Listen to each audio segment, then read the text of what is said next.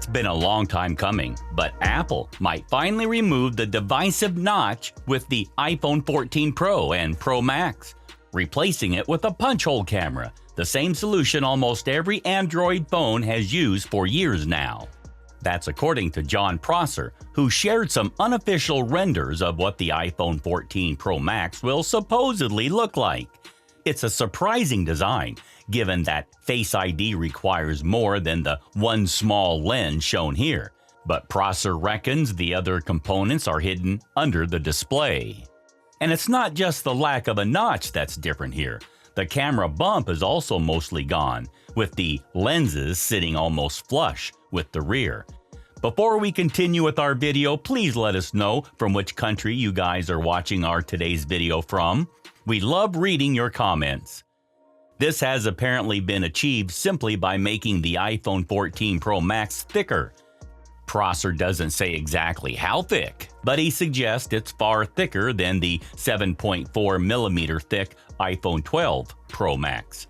You can also see a triple lens camera along with a LiDAR scanner, much like the iPhone 12 Pro Max, a semi-glossy glass back, round volume buttons, and an apparently titanium chassis in place of stainless steel. Finally, there's still a Lightning port on the bottom.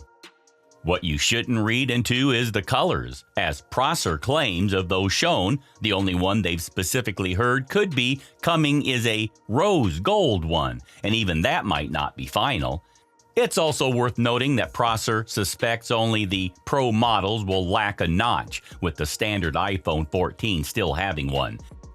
However, he's speculating there, as he doesn't have any information on the standard models. We further suspect, though, that they probably won't use titanium, since that's a pricey material. We would, however, take all of it with a pinch of salt. As while Prosser is often right, he has also been wrong a number of times before.